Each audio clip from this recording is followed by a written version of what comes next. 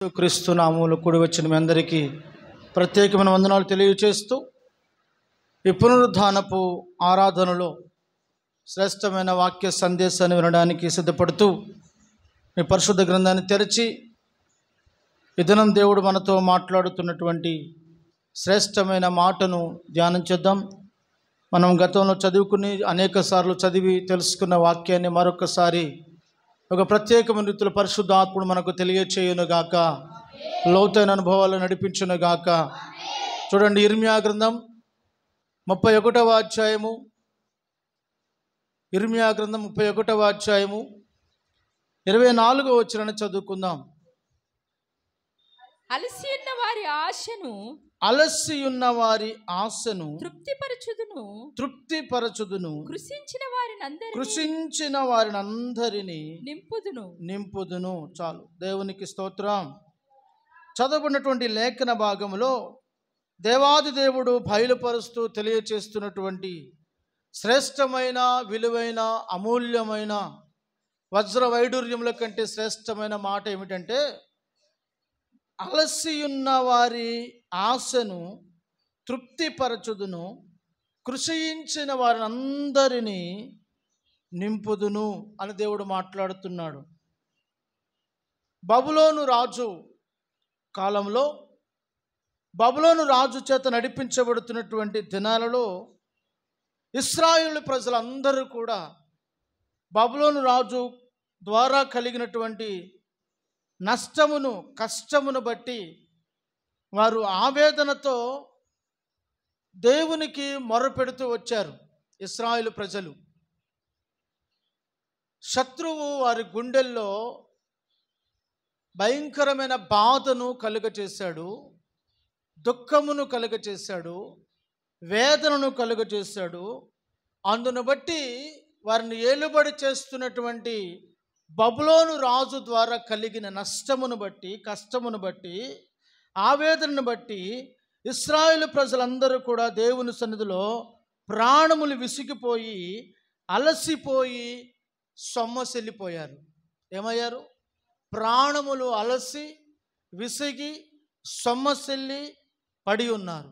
ఆ స్థితిలో దేవుడు వారితో నిబంధన చేస్తూ, ఆ పరిస్థితుల మధ్యలో దేవుడు వారితో వాగ్దానం చేస్తూ, ఆ పరిస్థితుల మధ్యలో దేవుడు వారితో మాట్లాడుతూ చెప్తున్నటువంటి శ్రేష్టమైన మాట ఏమిటంటే, ఇదిగో ఇశ్రాయేలు ప్రజలారా, అలసి ఉన్న నా ప్రజలారా, సొమ్మసిల్లిపోయిన నా జనులారా, నేను మీకు విశ్రాంతిని కలుగ చేస్తాను, నెమ్మదినిస్తాను. ఇదిగో అలసిన మీ ప్రాణములను తృప్తిపరుస్తాను. దేవునికి స్తోత్రం, హల్లెలూయా.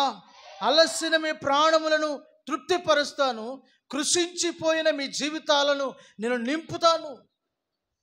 ఎన్నో విషయాలలో మనము అనేక సార్లు మన కుటుంబాలలో చాలా సమస్యల చేత నలిగిపోతూ ఉంటాం, కృషించిపోతూ ఉంటాం, కృంగిపోతూ ఉంటాం, బలహీనపడుతూ ఉంటాం. ఎవరికి చెప్పుకోవాలో తెలియక, ఎవరికి చెప్పినా ఎవరు తీరుస్తారని మన సమస్యలు తీర్చేవారు ఉన్నారు? ఎవరైనా 10 మందికి చెప్పుకున్నా 10 మందిలో ఒక్కరైనా మన సమస్య తీరుస్తారా? ఆర్చగలరు? ఎవ్వరు ఏమీ చేయలేరు. సమస్తము చేయగల దేవుని చేతిలోనే మనము ఉన్నాము. ఏదైనా దేవుడే చేయాలి. ఇందాక ఒక పాట పాడారు కదా, ఏమైనా చేయగలవు, స్థితి మొత్తం మార్చగలవు. దేవుడు మన స్థితిని మార్చేవాడు. దైవజనుడు ఎవరో కథ మొత్తం అని రాశారు, కానీ అది తప్పు. అది అతనికి లాకీనేమో, కానీ దేవుడు కథలు మార్చేవాడు కాదు, కానీ స్థితులను మార్చేవాడు. దైవజనులు జాన్ వెస్లీ గారు చెప్తూ ఒక మాట చెప్పారు. ఏంటి ఆ మాట అంటే, అప్పటికి ఆ స్థితిలో ఉన్నాడని ఎరిగి, యేసు ఎరిగి అని రాయబడింది. ఎవరు?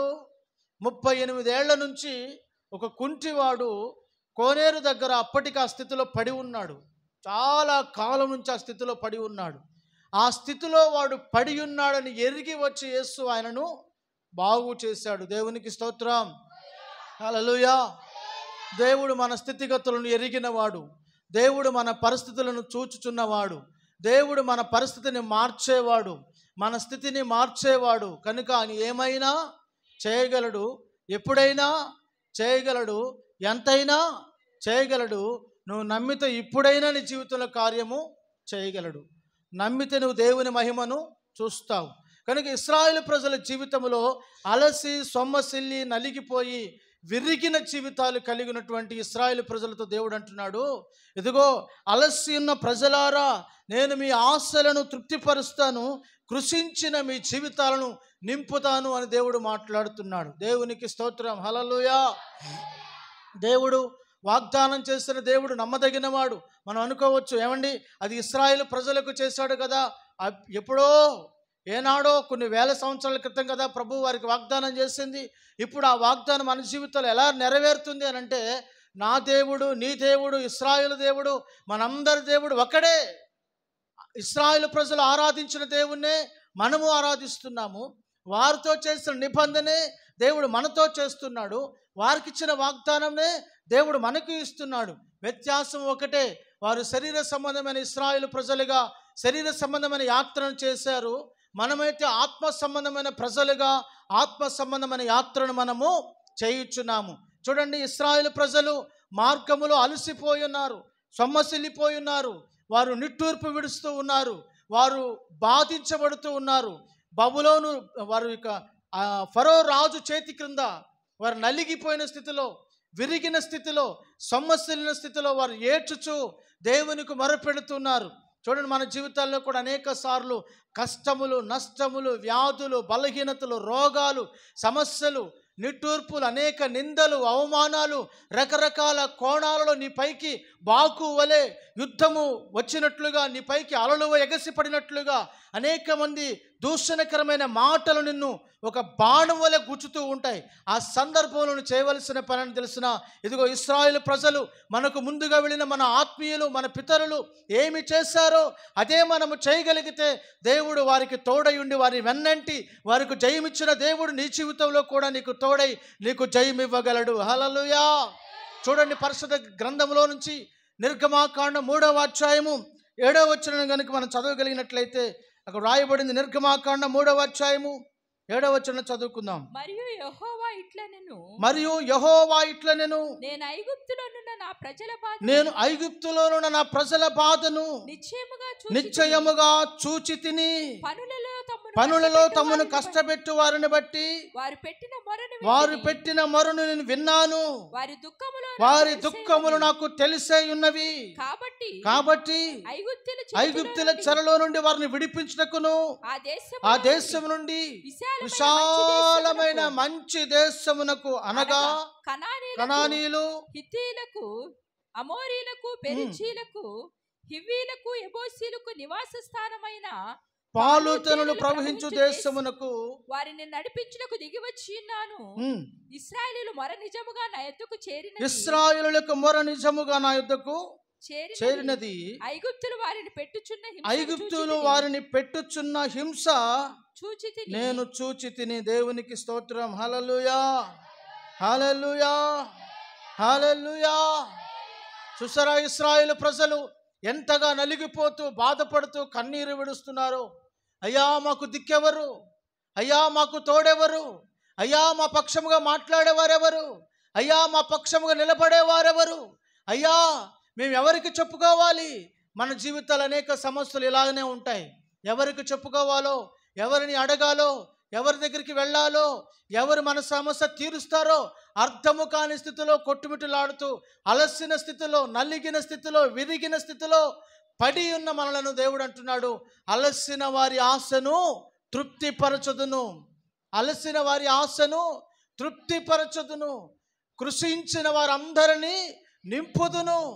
శక్తితో నింపేవాడు, బలముతో నింపేవాడు, ఆనందముతో నింపేవాడు, క్షేమముతో నింపేవాడు, సమాధానముతో నింపేవాడు, నిండైన కృపతో మనలను నింపుచున్నవాడు గనుక మనం ఆయనను ఆశ్రయించి, దేవా నాకున్న ఆధారము నీవే, దేవా నాకున్న దిక్కు నీవే, దేవా నా తోడు నీవే, దేవా నా ఆశ్రయము నీవే, దేవా నా కేడము నీవే, నా శైలము నీవే, నా ప్రాకారము నీవే, నా కొండ కోటయు నీవే అని నీవు ఆయనను ఆశ్రయించగలిగి ఆయన రెక్కల నీడలో శరణజొచ్చగలిగితే ఆయన రెక్కల నీడలో నీకు క్షేమము ఉన్నది. హల్లెలూయా.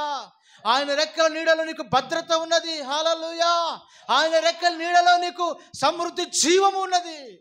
కనుక ఈ రోజున నువ్వు దేవుని ఆశ్రయించగలుగుతున్నావా, మనుషులను నువ్వు ఆశ్రయించుచూ ఉన్నావా?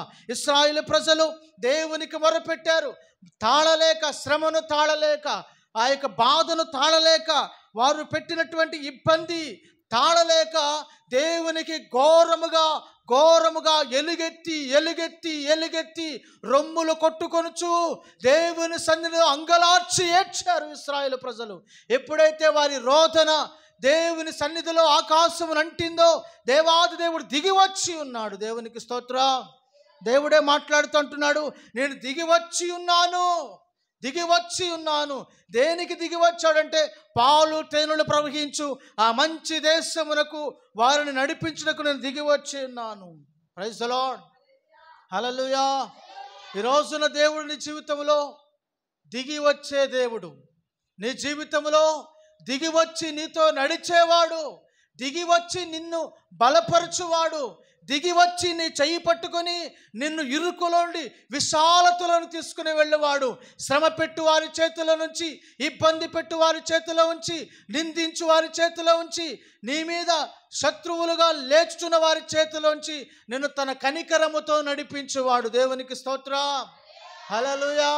అది నీ అప్పుల సమస్యలు కావచ్చు, నిన్ను ఇబ్బందులకు గురి చేస్తున్నటువంటి అప్పులు కావచ్చు, తల ఎత్తుకోలేకుండా చేస్తున్న అవమానాలు కావచ్చు, లేకపోతే నీ శరీరములో మానక నిన్ను బాధించుచు ఉన్నటువంటి, దేవారాత్రములు నిద్రపోనివ్వకుండా చేస్తున్న వ్యాధి కావచ్చు. అది ఏదైనా, నిన్ను కష్టపెట్టున్నది, నిన్ను బాధ పెట్టున్నది, నిన్ను హింసించున్నది, నిన్ను ఘోరముగా తృణీకరించున్నది ఏదైనా సరే, నా దేవుడు దిగి వచ్చి నిన్ను విడిపించువాడు. దేవునికి స్తోత్రం, హల్లెలూయా, హల్లెలూయా. మరి దేవుడు ఇశ్రాయేలు ప్రజలను విడిపిస్తూ ఉన్నాడు. బబులోను రాజు చేతిలో వారు నలిగిపోతూ, కష్టపెట్టబడుతూ, నష్టమును అనుభవిస్తూ, కృంగిపోతూ, కృషించిపోతూ, దినదినము దిగజారిపోతూ, మా బ్రతుకులు ఇంతే, మా జీవితాలు ఇంతే, మా కాలం ఇంతే, మాకు మంచి దినాలు రావేమో అని ఎదురు చూస్తూ నిరీక్షణ కోల్పోయి కన్నీరు విడుచుతున్న ఇశ్రాయేలు ప్రజలతో దేవుడు వాగ్దానం చేసినట్లుగానే, ఐగుప్తు దేశంలో బానిసత్వంలో నలిగిపోతున్న ఇశ్రాయేలు ప్రజలతో వాగ్దానం చేసినట్లుగానే దేవుడు ఈ దినమందు నీతో వాగ్దానం చేస్తున్నాడు. ఈ నెల మొదటి దినమున, రెండవ దినమున దేవుడు నీతో వాగ్దానం చేస్తుంది. మొదటి పునరుత్థాన దినమున గుర్తుపెట్టుకో, ఈ మాసమంతయు, ఈ నెలంతయు దేవుడు నీకు క్షేమమును కలుగ చేయబోతున్నాడు, నెమ్మదిని కలుగ చేయబోతున్నాడు, ఆశీర్వాదాన్ని కలుగ చేయబోతున్నాడు. తన చుట్టూ, నీ చుట్టూ దేవుడు తన సన్నిధిని ఉంచి, తన దూతలను నీకు కావలిగా ఉంచి నిన్ను భద్రపరచుతూ ఉన్నాడు. హల్లెలూయా. కనుక నువ్వు కృంగిపోవద్దు. ప్రభువును బట్టి నువ్వు ధైర్యం కలిగి ఉండు. నువ్వు నమ్మిన దేవుడు ఆషామాషి దేవుడు కాదు. నువ్వు నమ్ముకున్న దేవుడు నిన్ను సిగ్గుపరచువాడు కాదు. దేవుడే మాట్లాడుతూ అంటున్నాడు, నా జనులు ఇక ఎన్నటికీ ఏమనుందరంట? సిగ్గునందురు. దేవుడు తన ప్రజల్ని ఎప్పుడు కూడా సిగ్గుపరచడండి. నమ్మకమైన జీవితం, యథార్థమైన జీవితం, పరిశుద్ధమైన జీవితం, పవిత్రమైన జీవితం, నిష్కళంకమైన జీవితం, నిర్దోషమైన జీవితం, ఎవరికి హాని చేయని జీవితం, ఎవరికి ఎటువంటి హాని తలపెట్టిన జీవితాన్ని నువ్వు కలిగి ఉన్నట్లయితే దేవుడు నీతో ఉంటాడు, నీలో ఉంటాడు, నీ చుట్టూ ఆవరించి ఉంటాడు, నీకు సహాయం చేస్తాడు. నీవు అబద్ధమాడనేరని ప్రజలని దేవుడు వారిని నమ్మినట్లుగా నేను నమ్ముతున్నాడు. కనుక ఈ రోజున నువ్వు దేవుని సన్నిధిలో ఒక నిందారహితమైన జయ జీవితము చేయగలిగినట్లయితే దేవుడు నిన్ను విడువక, ఎడబాయక నిన్ను బలపరచువాడై ఉన్నాడు. దేవునికి స్తోత్రం, హల్లెలూయా, హల్లెలూయా. నా జనులకి ఎన్నటికీ సిగ్గుపరచకుండా నిన్ను నడిపించువాడుగా ఉన్నాడు. అయితే దేవుడు నీ ఆశలు నెరవేర్చాలంటే, దేవుడు నిన్ను బలపరచాలంటే, దేవుడు నిన్ను తృప్తిపరచాలి అంటే మనం ఏం చేయాలి? దేవుని వాక్యం మనం చదువుకున్నాం, అలసి ఉన్న వారి ఆశను తృప్తిపరచుదును, కృషించిన వారిని నింపుదును. కనుక దేవుడు నిన్ను తృప్తిపరచాలి, దేవుడు నన్ను తృప్తిపరచాలి, దేవుడు నన్ను బలపరచాలి అంటే మనం ఏం చేయాలి? చూడండి, పరిశుద్ధ గ్రంథంలోంచి కీర్తనల గ్రంథం 22వ అధ్యాయము 26వ వచనాన్ని చదువుకుందాం. కీర్తనల గ్రంథం 22వ వచనం, 22వ అధ్యాయము 26వ వచనం చదువుకుందాం. దీనులు భోజనము చేసి దీనులు భోజనము చేసి తృప్తి పొందెదరు. యెహోవాను వెదుకువారు ఆయనను స్తుతించెదరు. మీ హృదయములు తెప్పరిల్లి నిత్యము బ్రతుకెదరు. దేవునికి స్తోత్రం. హల్లెలూయా. దేవుని వాక్యములో ఎవరు తృప్తి పొందుతారంట? దీనులు భోజనము చేసి తృప్తి పొందుతారంట. భోజనం ఎందుకు చేస్తాం మనం? శక్తి కొరకు. శరీరమునకు శక్తి కావాలి, శరీరమునకు బలము కావాలి. శరీరం పని చేయాలంటే ఖచ్చితంగా ఆహారము తీసుకోవాలి. దేవుడు అంటున్నాడు, దీనులకు దేవుడు శక్తినిస్తాడంట. దీనులకు దేవుడు శక్తినిచ్చి వాళ్ళని తృప్తిపరుస్తాడంట. కనుక దేవుని వాక్యం రాయబడిన ప్రకారము దీనులు భోజనము చేసి తృప్తి పొందుదురు. యెహోవాను వెదుకువారు ఆయనను స్తుతించెదరు. మీ హృదయములు తెప్పరిల్లి నిత్యము మీరేమవుతారు? బ్రతుకుతారు. మనం నిత్యము బ్రతకాలని కోరుకుంటాం. మన పిల్లలకు కూడా మంచి మంచి పేర్లు పెడతాం, చిరకాలం జీవించాలని. కనుక మనం నిత్యము బ్రతకాలి అనంటే మన హృదయము దేవుని వెదకాలి, మన మనస్సు దేవుని వెదకాలి. మనుషులను వెదకడం కాదు, మనుషుల దగ్గర దొరికే ప్రేమలు వెదకడం కాదు, మనుషుల దగ్గర దొరికే ఆస్తులు వెదకడం కాదు, మనుషుల దగ్గర దొరికే మాటలు వెదకడం కాదు, మనుషుల దగ్గర దొరికే వెండి బంగారు వస్తువులను వెదకడం కాదు. కానీ నీ హృదయమందు దేవుని వెతికినట్లయితే నీ హృదయమును దేవుడు ఏం చేస్తాడంట? తెప్పరిల్ల చేస్తాడు. దేవునికి స్తోత్రం. కనుక నీ హృదయము తెప్పరిల్లినట్లు నీ హృదయమందు దేవుని వెదకాలి, నీవు ఆయనను స్తుతించాలి. నీవు అన్నిటికంటే ముఖ్యంగా ప్రభు చెప్తున్నాడు, నువ్వు తృప్తి పొందాలి అంటే నువ్వేమై ఉండాలి? దీనుడవై ఉండాలి. దీనులు భోజనము చేసి తృప్తి పొందెదరు. దేవునికి స్తోత్రం. హల్లెలూయా. దేవునిని తృప్తిపరచాలంటే దీన స్వభావం కలిగి ఉండాలి. అందుకని యాకోబు పత్రికలు అంటాడు, దేవాది దేవుడు తెలియచేస్తూ పరిశుద్ధాత్ముడు రాయించినటువంటి విలువైన మాట దైవజనుని ద్వారా యాకోబు పత్రికలు రాస్తున్నాడు. ఇదిగో దేవుడు అహంకారులను ఎదిరించి దీనులకు కృప అనుగ్రహించును. దేవుడు ఎవరిని ఎదిరిస్తున్నాడంట? మనం ఎదిరించడం కాదు, దేవుడే ఎదిరిస్తున్నాడు. ఎవరిని? అహంకారులను. మరి ఎవరికి దేవుడు కృప చూపుతున్నాడు? ఎవరి మీద దేవుడు ఎవరి మీద దేవుడు తన కృపను కుమ్మరిస్తున్నాడంటే దీన హృదయం, దీన మనస్సు. దీన మనస్సు అంటే తగ్గింపు, దీన మనస్సు అంటే లోబడటం, దీన మనస్సు అంటే సర్దుకుపోవడం, దీన మనస్సు అంటే అర్థం చేసుకోవడం, దీన మనస్సు అంటే మనల్ని మనమే ఏ పాటి వారమని దేవునికి సరౌండర్ అయ్యి మనము తగ్గించుకొని దేవుని వైపు చూడడం. దేవునికి స్తోత్రం.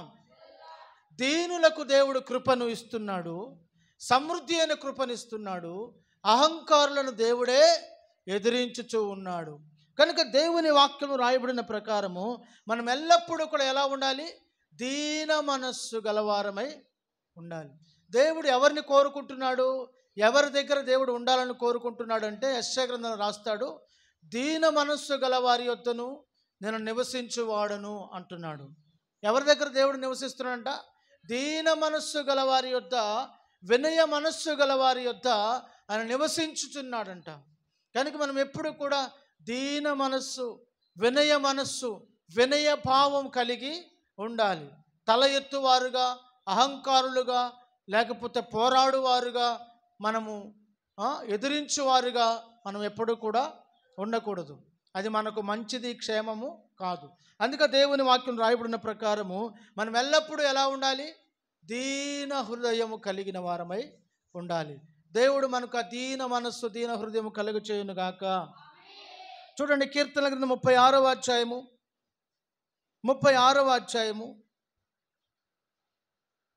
8వ వాక్య భాగం చదువుకుందాం. నీ మందిరము యొక్క సమృద్ధి వలన వారు తృప్తి పొందుచు ఉన్నారు. నీ ఆనంద ప్రవాహములోనిది నీవు వారికి త్రాగనిచ్చుచున్నావు.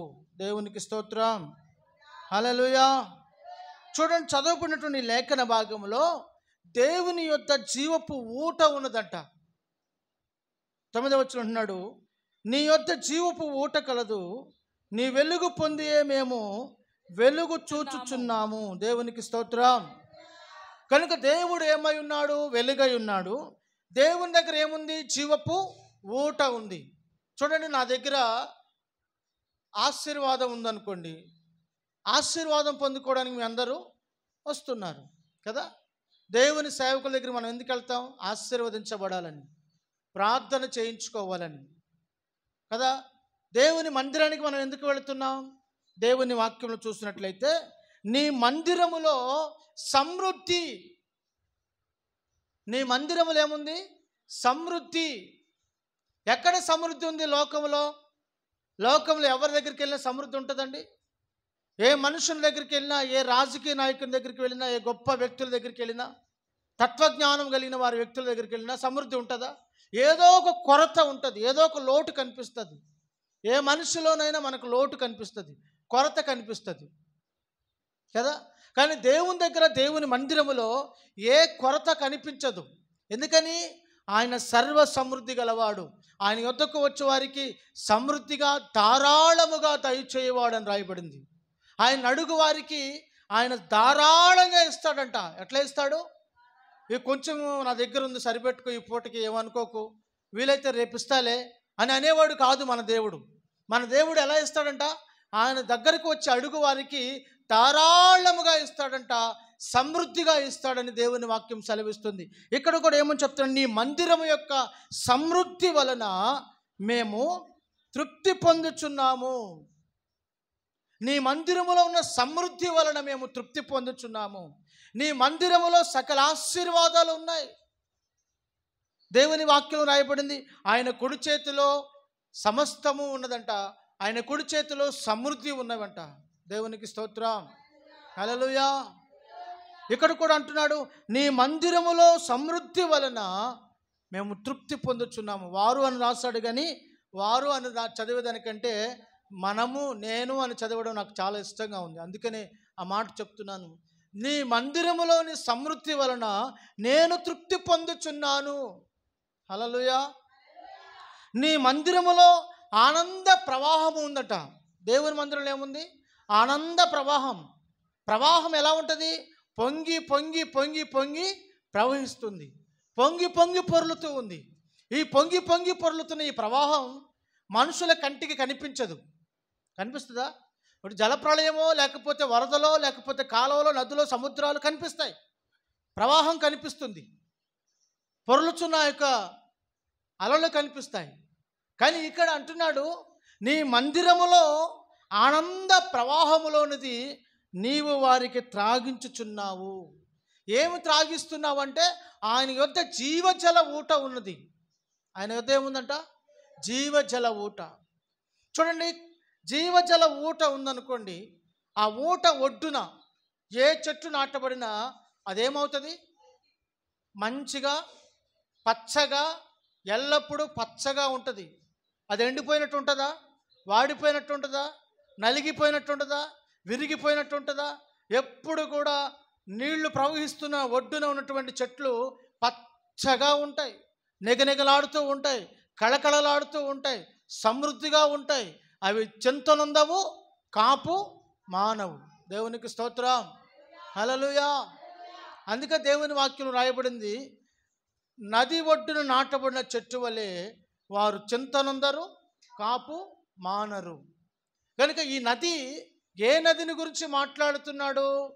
మనం చూసినట్లయితే ఇది దేవుని మందిర ఆవరణలో పుట్టి, దేవుని మందిర ఆవరణలో ప్రవహిస్తున్నటువంటి జీవజల నది. దేవునికి స్తోత్రం, హల్లెలూయా.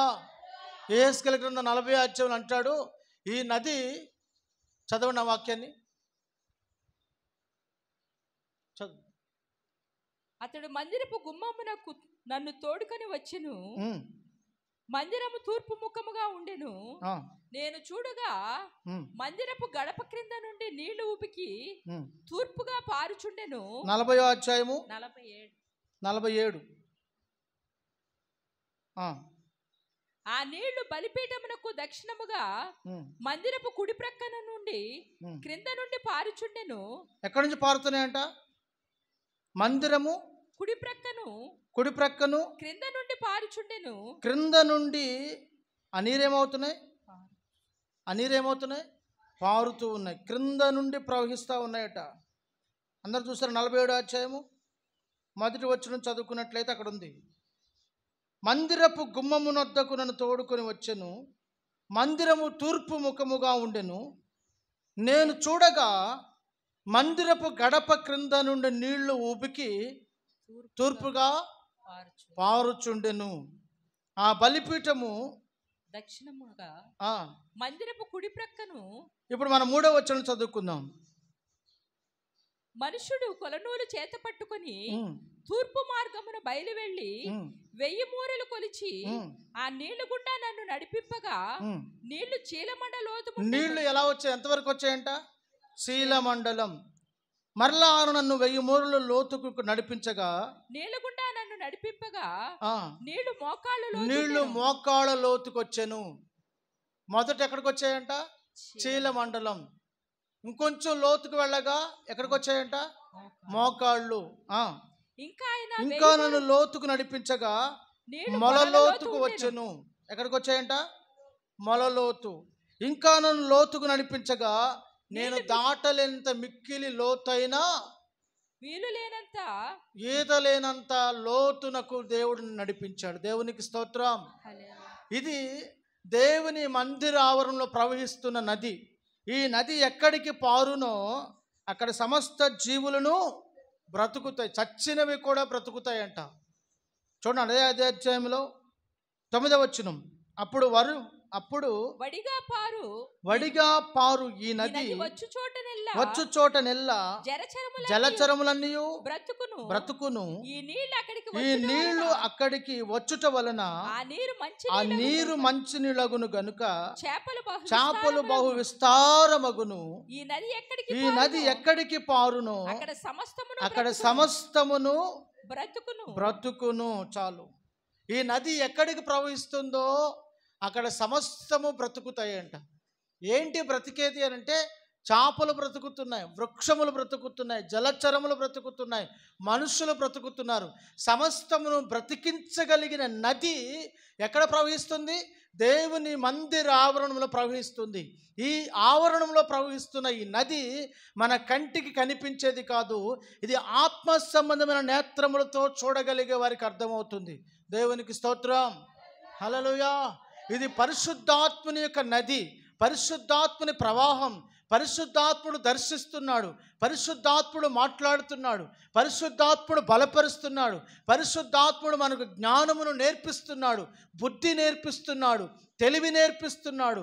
ఈ లోకములో ఎలా జీవించాలో, ఏది మంచో ఏది చెడో, ఏది మేలైనదో ఏది కీడైనదో, ఏది బలహీనమైనదో ఏది బలమైనదో దేవుడు మనకు తెలియచేసి ఆత్మీయ నేత్రాలు తెరిచి మనకు బోధిస్తున్నటువంటి ఈ జీవ జల నది. దేవునికి స్తోత్రం.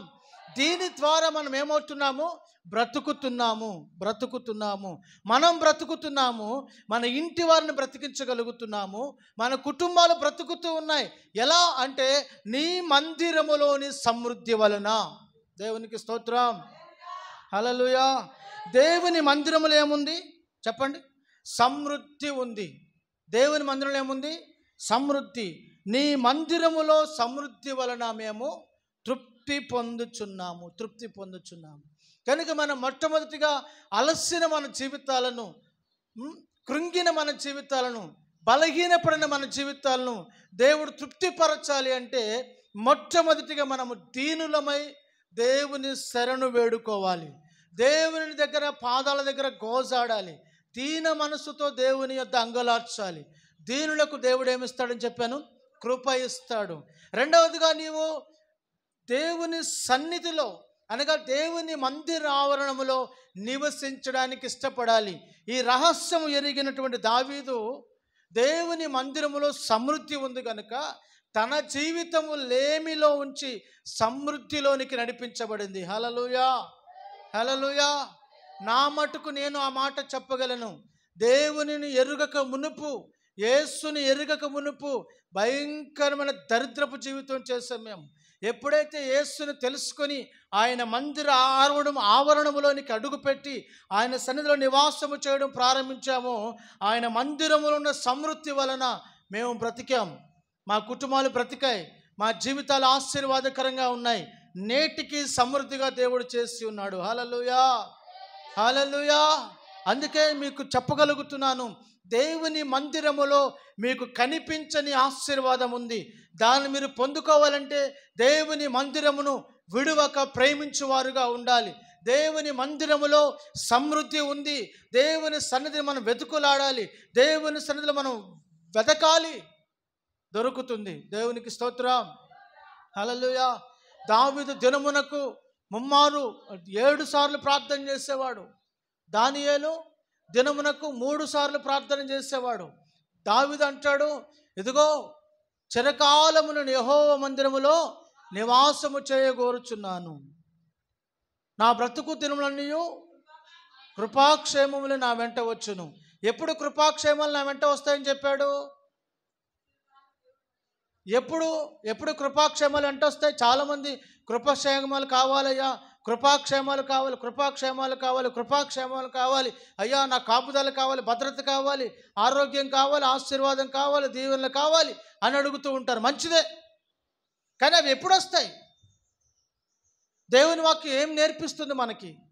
దేవుని వాక్యం ఏం తెలియచేస్తుంది? నీవు బ్రతుకు దినములన్నీ కృపాక్షేమముని వెంట రావాలంటే నువ్వు చిరకాలము దేవుని మందిరములో నివాసము చేయాలి. ఎందుకంటే దేవుని మందిరములు ఏముందని చదువుకున్నాం? సమృద్ధి. సమృద్ధి. నీ మందిరములోని సమృద్ధి వలన మేమేమవుతున్నాం? సంతృప్తి పొందుచున్నాము. దేవుడు మనం తృప్తిపరుస్తానంటున్నాడు. తృప్తిపరచాలంటే మొదట మనం దేవుని మందిరానికి రావాలి. యాకోబు పత్రికలో రాయబడిన మాట తెలుసునా? మొదట మీరు దేవుని యొద్దకు రండి, అప్పుడు ఆయన మీ యొద్దకు వచ్చును. మొదట మనం దేవుని దగ్గరికి వెళ్ళాలి. ఏమన్నా నీకు ఆరోగ్యం బాగోకపోతే డాక్టర్ దగ్గరికి వెళ్తావా వెళ్ళవా? వెళ్తావు కదా. కనుక డాక్టర్ దగ్గరికి నువ్వు వెళ్ళి చూపించుకుంటావు. అలాగే దేవుని దగ్గరికి మొదట మనమే వెళ్ళాలి, అప్పుడు దేవుడు మన దగ్గరికి వస్తాడు. ఒక అడుగు దేవుని కొరకు నువ్వు వేయి, దేవుడు నీ కొరకు 10 అడుగులు వేస్తాడు. దేవునికి స్తోత్రం, హల్లెలూయా. దేవునితో ఒక్క అడుగు నువ్వు వేయి, దేవుడు నీ కొరకు 10 అడుగులు వేస్తాడు.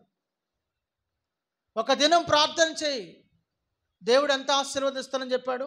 1000 దినముల ఆశీర్వాదం. నీ మందిర ఆవరణలో 1 దినము గడుపుట 1000 దినముల కంటే శ్రేష్టమైనది. అంటే 1000 దినముల ఆశీర్వాదం ఒక దినాన దేవుడు నీకు ఇస్తున్నాడు. అర్థమవుతుందా? ఒక దినం నువ్వు దేవునితో గడిపితే, ఒక దినం దేవుని మందిరంలో గడిపితే, ఒక దినం ప్రభు సన్నిధిలో ప్రార్థన చేయగలిగితే, ఒక దినం దేవుని సన్నిధిలో నువ్వు ఉండగలిగితే 1000 దినముల ఆశీర్వాదం దేవుడు నీకు ఇస్తున్నాడు. ప్రైజ్ ది లార్డ్, హల్లెలూయా. కనుక నీ మందిర ఆవరణంలో 1 దినము గడుపుట 1000 దినముల కంటే శ్రేష్టమైనది, విలువైనది. దేవుడు తన మందిరములో మేలుల చేత మనల్ని ఏం చేస్తున్నాడు? తృప్తిపరుస్తూ ఉన్నాడు. దేవుని మందిరంలో ఆవరణములో మనకేముంది? సంతృప్తి ఉంది. ఇంకొక మాట చెప్తాను చూడండి, దేవుని వాక్యంలో కీర్తనల గ్రంథం 37వ అధ్యాయము, కీర్తనల గ్రంథం 37వ అధ్యాయము 18-19 వచనం చదువుకుందాం. నిర్దోషుల చర్యలను యెహోవాను గుర్తించుచున్నాడు. యెహోవా ఏం చేస్తున్నాడంట? గుర్తించుచున్నాడు.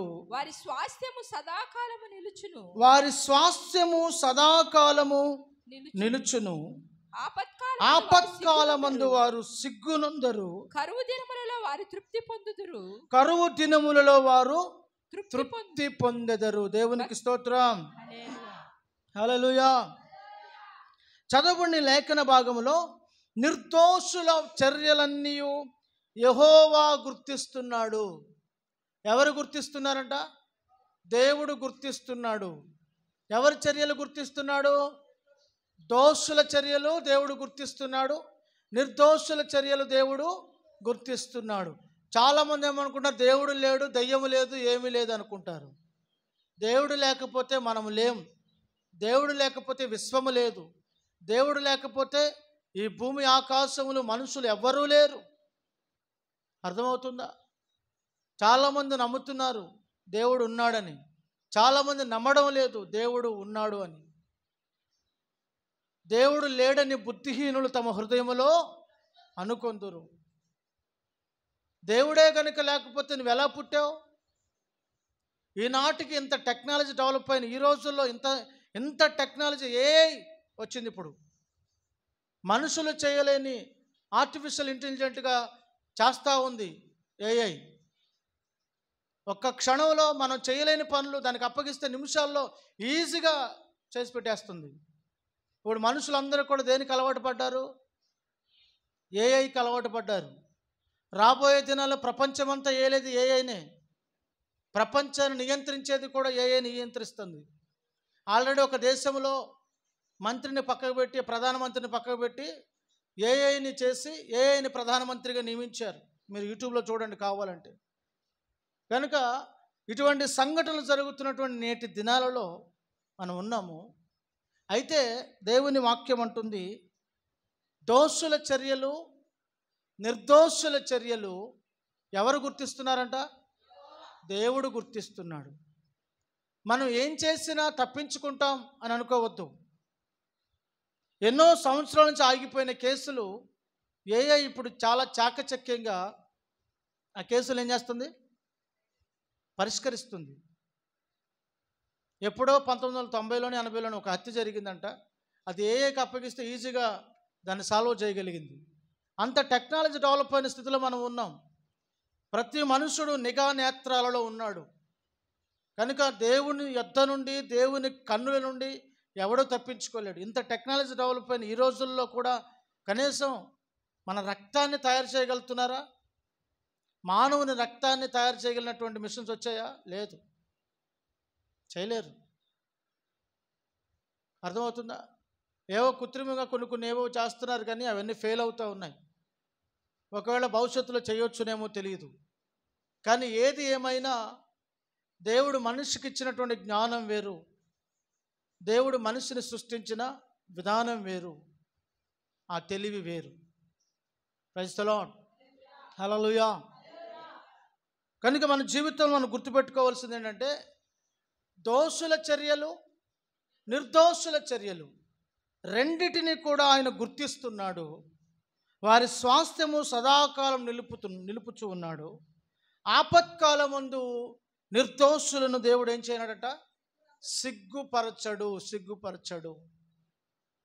ఆపత్కాలమందు వారు సిగ్గునందరు, కరువు దినములలో వారు తృప్తి పొందుదురు. లోకమంతా కరువు వచ్చినా నీ కుటుంబంలో దేవుడు కరువు రానివ్వడు. ఆమేన్. లోకమంతా కరువు చేత అల్లాడిపోతూ ఉన్నా నీ జీవితంలో దేవుడు కరువు రానివ్వడు. లోకమంతా కరోనా చేత కలవరపడుతూ ఉన్నా నీ కుటుంబంలో ఏ కరోనా రాకుండా దేవుడు నిన్ను కాపాడాడు కదా. కనుక దేవుడు ఎవరిని కాపాడుచున్నాడు, ఎవరిని ఆయన దాచి ఉంచుతున్నాడు అంటే నిర్దోషులను. ఎవరిని? దోషులను కాదు, నిర్దోషులను. ఈ లోకంలో దోషులకు నిర్దోషులని తీర్పు రావచ్చు, నిర్దోషులకి దోషి అని తీర్పు రావచ్చు. ఎందుకంటే లోకంలో కొంత అన్యాయం జరుగుతుంది కాబట్టి తీర్పులు మారిపోతూ ఉంటాయి ధనమును బట్టి. కానీ దేవాది దేవుడు తన దోషులను ఎప్పటికీ కూడా విడిచిపెట్టాడు. అందుకే దేవుని వాక్యం అంటుంది, మనలను దేవుడు తృప్తిపరచాలి అని అంటే దేవుని ఎదుట మనం ఎలా ఉండాలి? దోషులుగా ఉండకూడదు, నిర్దోషులుగా ఉండాలి. నిర్దోషులు అంటే ఏ దోషము కానరాని వారిగా, ఏ లోపము లేని వారిగా, దేవుని యందు భక్తి కలిగినటువంటి, దేవుని ఆరాధించి అనుదినం స్తుతించేటువంటి దానియేలును తీసుకెళ్ళి ఎక్కడ వేసేశారు? సింహాల గుహలో వేశారు. సింహాల గుహలో వేసినప్పుడు సింహాలు అతన్ని చంపేస్తాయి. ఈ రోజుతో అతని పని ముగిసింది, ఇంతటితో అతని చరిత్ర ఇక ఉండదు మనకి, మనమే ఇక రేపటి నుంచి బాసులం అని అనుకొని శత్రువులు విర్రవీగుతున్న సందర్భంలో దానియేలు సింహాల గుహలో వేయబడిన తర్వాత దానియేలు ఎలా ఉన్నాడు? ఎలా ఉన్నాడు? మౌనంగా ఉన్నాడు, ప్రార్థన చేసుకుంటున్నాడు, దేవుని స్తుతిస్తూ ఉన్నాడు, దేవుని శరణు వేడుతూ ఉన్నాడు. వెంటనే దేవుడు ఆ సింహాల గుహలోనికి ఎవరిని పంపించాడు తెలుసా? దానియేలు గ్రంథం 6వ అధ్యాయంలో 25వ వచనం చదవండి. 25 22వ వచనం చదవండి. నేను నా దేవుని దృష్టికి నిర్దోషినిగా కనపడి. ఎలా కనపడ్డానంట? దోషిగానా నిర్దోషిగానా? దానియేలు అంటున్నాడు, పైకొచ్చాడు. రాజు అన్నాడు, రాజు దానియేలు చిరకాలం జీవించునుగాక అని, రాజు చిరకాలం జీవించునుగాక అని దానియేలు రాజుని పొగిడాడు. రాజు ఏమంటున్నాడు? జీవము గల దేవుని సేవకుడైన దానియేలు నిత్యము ఏంటంట అంటే రాజు కూడా తెలుసు ఏమని, వీళ్ళు నిత్యము దేవుని స్తుతించేవారు అని. అది అందుకే నిత్యం మనం ఎవరిని స్తుతించాలి? దేవుని స్తుతించాలి. ఎప్పుడు? ఉదయ సాయంకాల సంధ్య వేళలో దేవుని స్తుతించాలి. ఉదయకాలం, మధ్యాహ్నం, సాయంత్రం 3 పూట్ల నువ్వు దేవుని స్తుతించాలి. అందుకే దేవుని మందిరంలో ఉదయకాలం స్తోత్ర ప్రార్థన, మధ్యాహ్నం విజ్ఞాపన, రాత్రికి ప్రార్థన. 3 పూట్ల దేవుని మందిరంలో ప్రార్థనలు పెట్టింది. అందుకని దినమునకు 3 మారు దేవుని స్తుతించమని. ఇక్కడ దానియేలు కూడా ప్రతిదినము దేవుని స్తుతిస్తున్నాడు. అది గుర్తించాడు ఎవరు? రాజు. రాజుకు తెలుసు దానియేలు ప్రార్థనాపరుడు, 3 పూట్ల ప్రార్థన చేస్తాడని. అందుకే అంటున్నాడు దానియేలుని రాజు, జీవము గల దేవుని సేవకుడైన దానియేలు, నిత్యము నీవు సేవించుచున్న నీ దేవుడు నిన్ను రక్షింపగలిగేనా అని అతన్ని అడిగాను. అందుకు దానియేలు, రాజు చిరకాలము జీవించును హల్లెలూయా, చిరకాలము జీవించునుగాక. ఎవరిని చూసారా? దేవుని మనస్సు అది.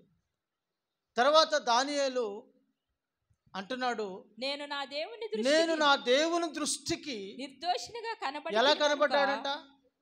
నిర్దోషిగా. మరి మనం ఎలా కనబడుతున్నాం? చాలామంది దేవుడు దేవుడు దేవుడు పొద్దున్న లేచిన కానీ దేవుడు అంటుంటారు. మంచిదే, అనడంలో తప్పేమీ లేదు. కానీ నువ్వు చేస్తున్న భక్తి, ఆ భక్తి మార్గములో, ఆ భక్తి ప్రార్థనలో, ఆరాధనలో, స్తుతులలో యథార్థత ఏమైనా ఉందా? నిర్దోషత్వం ఏమైనా ఉందా? దానియేలు భక్తి నిర్దోషమైన భక్తి. ఏ భక్తి? నిర్దోషమైన భక్తి. కనుక నిర్దోషమైన జీవితం చేయగలిగాడు దానియేలు. పౌలు గారు అంటాడు, ఇదిగో ప్రభు నా ప్రక్కన నిలిచి నన్ను బలపరచను గనుక సింహముల నోట నుండి నేను తప్పించబడి తిని అన్నాడు. ఎవరు? పౌలు గారు. అంటే పౌలు గారి జీవితంలో సింహాలు ఎదురయ్యాయా?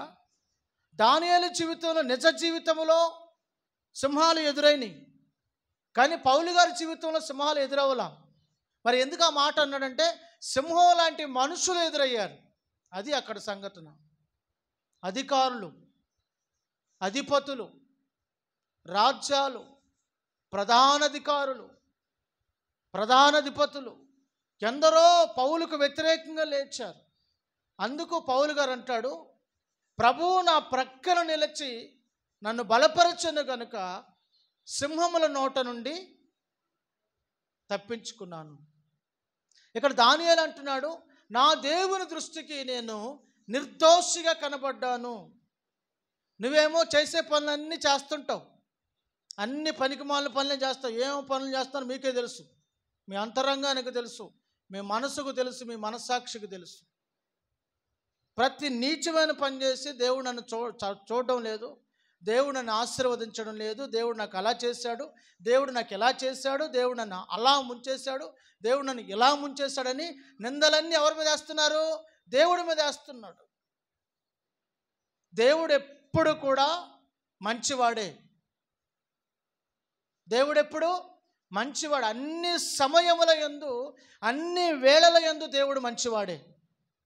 మంచివారికి దేవుడు ఖచ్చితంగా మంచే చేస్తాడు.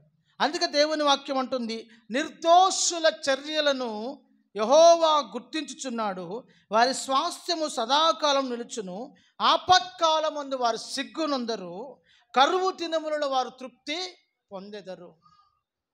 భయంకరమైన కరువు వచ్చింది, కానీ ఆ పేద విధవరాలు తన కుమారుడు ఆ కరువులో కూడా వారు 3 సంవత్సరాలు వాళ్ళు ఏమవుతున్నారు, సమృద్ధిగా పోషించబడుతూనే వచ్చారు.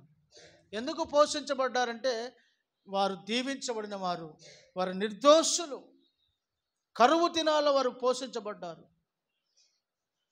అలాగే దానియేలు యోసేపు నిర్దోషి. ఏ శిక్ష, తను శిక్ష పొందాడు కానీ అది చేసిన నేరమునకు కాదు, ప్రతిగా శిక్ష పొందాడు. తప్పుడు తీర్పు వలన శిక్ష పొందాడు. అయినప్పటికీ కూడా శిక్ష అనుభవించాడు. దేవుడు అతన్ని శిక్షకు ప్రతిగా గొప్ప మేలుతో దేవుడు అతను తృప్తిపరిచాడు. యోసేపు నిర్దోషి గనుక కరువు దినాలలో, రాజ్యం ఏలుతున్న కరువు దినాలలో, భయంకరమైన కరువు, ఎన్ని సంవత్సరాలు? 7 సంవత్సరాలు. బహుభయంకరమైన కరువు. ఎక్కడ కూడా గింజ దొరకక, ఆహారం మెతుకు దొరకక సుదూర ప్రయాణాలు చేస్తున్నారు ఆహారం కోసం. అటువంటి భయంకరమైనటువంటి మండు వేసవి కాలంలో భూమి నెరలు విడిచి, విత్తనం వేయడానికి ఆస్కారం లేక భూమి నెరలు విడిచి ఎండిపోతూ ఉంది. పశువులు నీళ్లు లేక, గడ్డి లేక, ఆహారం లేక, మనుషులు ఆహారం లేక బక్క చిక్కిపోతున్న దినాలలో యోసేపు నిర్దోషి గనుక యోసేపుని బట్టి దేవుడు దేశాన్ని ఏం చేశాడు? సమృద్ధిగా పోషించాడు, తృప్తిగా పోషించాడు. దేవునికి స్తోత్రం, హల్లెలూయా. కనుక దేవుడు నీ ఆశను తీర్చాలి అనంటే, దేవుడు నిన్ను తృప్తిపరచాలంటే మొదట నీవు దీన మనస్కుడివై దేవుని సన్నిధిలో ఉండు. రెండవదిగా నువ్వు దేవుని మందిరములోని వెళ్ళి, దేవుని మందిరములో ఉన్న సమృద్ధి వలన నీవు ఆశీర్వదించబడు, తృప్తి పొందు. అర్థమవుతుందా? మూడవదిగా దేవుని వాక్యం మనం చూస్తున్నాము, మనం నిర్దోషమైన జీవితం చేయాలి. ఏ జీవితం? నిర్దోషమైన జీవితం. మచ్చుకైనను నీలో పాపం కనిపించకూడదు. వేలు పెట్టి నీలో పలానా దోషం ఉందని చెప్పేటట్లుగా నీ ప్రవర్తన ఉండకూడదు. ఒకప్పుడు ఉంటే ఉండొచ్చుగాక. మనుషులందరూ తప్పులు చేస్తాం, బలహీనులం.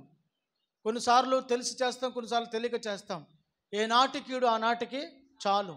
నిన్నటికి వదిలిపెట్టి ఈ రోజు నుంచి అయినా దేవుని కొరకు ఒక నిర్దోషమైన జీవితాన్ని, ఒక పవిత్రమైన జీవితాన్ని, ఒక యథార్థమైన జీవితాన్ని, ఒక నిష్కళంకమైన జయ జీవితాన్ని ప్రభు కొరకు నువ్వు చేయగలిగితే దేవుడు నిన్ను తృప్తిపరుస్తాడు. దేవునికి స్తోత్రం. దేవుడు నీ ఆశలు నెరవేరుస్తాడు. దేవునికి స్తోత్రం. దేవుడు నిన్ను సర్వ సమృద్ధితో నడిపిస్తాడు. హల్లెలూయా. కనుక నీ జీవితంలో సమృద్ధిని అనుభవించాలని కోరుకున్నట్లయితే, సంతృప్తికరమైన జయ జీవితం నువ్వు చేయాలని కోరుకున్నట్లయితే, నువ్వు ఖచ్చితంగా దేవుని ఎదుట ఎలా ఉండాలి?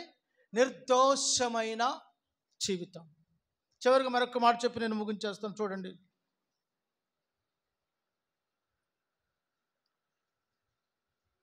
మత్తయి సువార్త 5వ అధ్యాయము 6వ వచనం. మత్తయి సువార్త 5వ అధ్యాయం 6వ వచనం. నీతి కొరకు ఆకలి దప్పులు గలవారు ధన్యులు. నీతి కొరకు ఆకలి దప్పికలు గలవారు ధన్యులు, వారు తృప్తిపరచబడుదురు. వారు ఏమవుతారంట? తృప్తిపరచబడుదురు. దేవునికి స్తోత్రం. దేని కొరకు?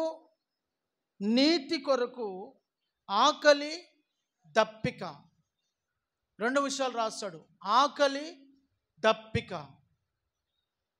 యేసు సిలువలో దప్పికగా ఉన్నారు. దేని కొరకు? నీతి నెరవేర్చుట కొరకు. యేసుక్రీస్తు ప్రభు ఆకలిగా ఉన్నారు. యేసుక్రీస్తు ప్రభు దాహము కొని ఉన్నారు. దేని కొరకు? తండ్రి చిత్తము నెరవేర్చుట కొరకు. దేవుని నీతి. బాప్తిసం ఇచ్చే యోహాను అంటాడు, నా చేతిలో నువ్వు బాప్తిసం పొందడం ఏంటయ్యా, నీ చేతిలో నేను బాప్తిసం పొందవలసిన వాడనై ఉండగా ఇలాగూ జరగడం ఏంటి నివారింప చూసినప్పుడు ఏమన్నాడు యోహాను, నీతి యావత్తు ఇలాగూ నెరవేర్చుట మనకు మంచిది. అంటే తండ్రి చిత్తము, దేవుని చిత్తం మన జీవితంలో నెరవేర్చుట మనకు తగినది. కనుక దేవుని చిత్తం మన జీవితంలో జరగాలంటే మనం నీతి కొరకు ఆకలి దప్పికలు కలిగిన వారుగా ఉండాలి. మన జీవితంలో నీతిని గూర్చిన ఆకలి, నీతిని గూర్చిన దప్పిక ఉండాలి. చాలామంది నీతి తప్పి మాట్లాడడం, నీతి తప్పి ప్రవర్తించడం, హద్దులు దాటి మాట్లాడడం, హద్దులు దాటి ప్రవర్తించడం, అవి అన్నీ ఎందుకో తెలిసిన మన జీవితాల్లో కన్నీళ్లు మిగులుస్తాయి. ఏం మిగులుస్తాయి? కన్నీళ్లు. కనుక హద్దు దాటకూడదు. ప్రతి దానికి హద్దు అనేది దేవుడు ఏర్పరిచాడు. దేవునికి స్తోత్రం, హల్లెలూయా. నీటికి ఏముండాలి? గట్టు, అదొక హద్దు. అర్థమవుతుందా? కనుక కాపురానికి గుట్టు, స్త్రీకి కుట్టు, దేనికి? ఆపరేషన్ అయినప్పుడు ఇవన్నీ ఉంటాయి, హద్దులు ఉంటాయి. అట్లాగే మన జీవితంలో కూడా నోటికి హద్దు, చర్యలకు హద్దు, ప్రవర్తనకు హద్దు, ప్రతి దానికి హద్దు ఉండాలి. అందుకే దేవుని వాక్యం అంటుంది, నీతి ఏమని రాయబడింది? నీతి విషయమై ఆకలి దప్పికలు గలవారు ధన్యులు, వారు ఏమవుతారంట? తృప్తిపరచబడుదురు. ఈ రోజున నీతిగా జీవించడానికి ఇష్టపడుతున్నావా? కరువైపోతున్నది అని తెలిసిన నీతిగా బ్రతికే వారు కనుమరుగైపోతున్నారు. ఎక్కడున్నారా? నువ్వు ఉన్నారా? నీతిమంతులు కనబడుతున్నారా? కనబడుతున్నారా?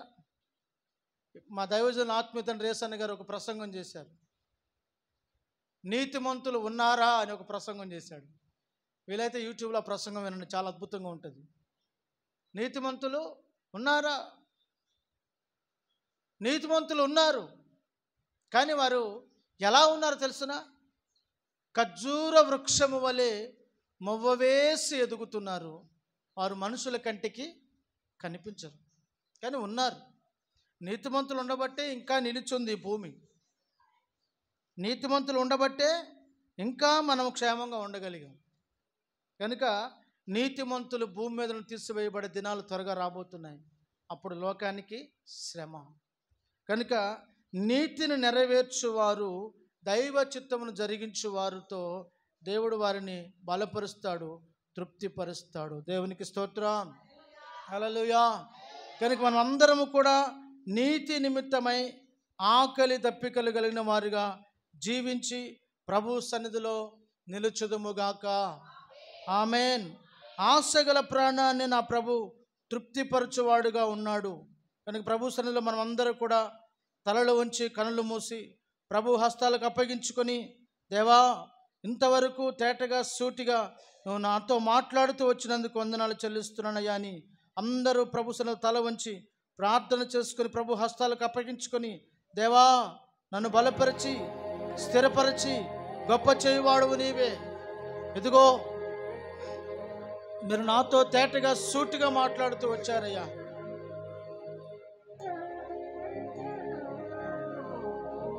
అందరూ ప్రతి ఒక్కరు కూడా తలలు వంచి కన్నులు మూసుకొని ప్రభు చేతులకు అప్పగించుకొని, అలసిన వారి ఆశను తృప్తిపరచుదును,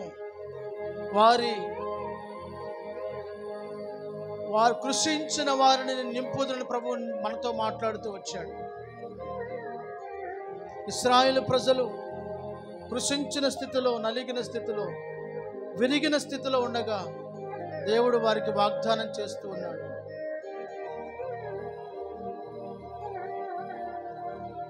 ఐగుప్తులో వారు అనుభవించిన బాధను ప్రభు చూశాడు. బబులోను రాజు వారిని పెడుతున్నటువంటి వెట్టి చాకిరి, నింద, కష్టం, బాధ, ఆ వేదన, సమస్యలలో ప్రభు వైపు చూసి వారు మొరపెట్టారు. దేవుడు వారిని విడిపించాడు, నడిపించాడు, దిగివచ్చాడు. నా దేవుడు నీ కొరకు దిగి వచ్చి నీ జీవితంలో గొప్ప కార్యాలు చేసేవాడు. నువ్వు విశ్వసించగలిగితే ప్రభు చేతులకు అప్పగించుకొని, ప్రభువా నన్ను ఆశీర్వాదకరంగా మార్చు, నీతి నిమిత్తము ఆకలు దప్పికలు కలిగిన వారిగా నా జీవితాన్ని మార్చండి ప్రభువా.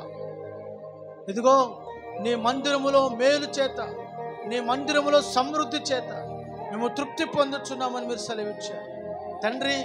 దీన మనస్సు మాకు ఇవ్వండి. అహంకారులను ఎదిరించి దీనులకు కృపనిచ్చేవాడవు నీవే. దీన మనస్సు మాకు ధరింపచేయండి తండ్రి. మీ సన్నిధిలో ఎలా జీవించాలో, ఎలా ఉండాలో మాకు నేర్పించండి. నీ సన్నిధిలో సమృద్ధి జీవ ఊట ప్రవహిస్తూ ఉండగా ఆ ఊటను మేము త్రాగి తృప్తి పొందిన వారుగా ఉండాలి. నీ మందిరములోని జీవజల ఊటలను, నీ మందిరములో ఊటలను నీవు వారికి త్రాగనిచ్చుచున్నావు అని మీ వాక్యము సెలవిస్తూ ఉండగా ఆ విధంగా ప్రభువా మీకు స్తోత్రము నాయన. జీవ ఊటను, జీవజల నదిని, ప్రవహిస్తున్న నదిని మా ఆత్మీయ జీవితంలో అనుభవించినట్లు సహాయం చేయి. ప్రార్థన చేసుకుందాం, దేవుని చేతులకు అప్పగించుకుందాం. నిర్దోషుల చర్యలన్నిటిని దేవుడు చూస్తున్నాడు.